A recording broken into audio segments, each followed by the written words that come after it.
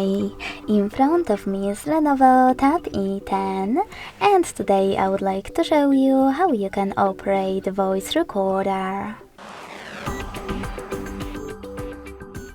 Begin by opening Sound Recorder app and selecting Allow in all pop-ups if you never used it before. Following that, to start, hit this red button at the bottom in the middle.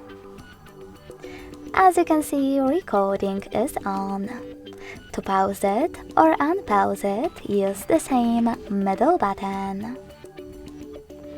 If you wish to delete it right away, click on this X on the right and confirm your choice in the pop-up. And in order to end it and save it, click on this square on the left. Now you can name it however you want to and choose OK. As you can see, after that, my recording was successfully created and labeled. In order to access your recordings from main screen, click on this button with 3 lines on the right when recording is off.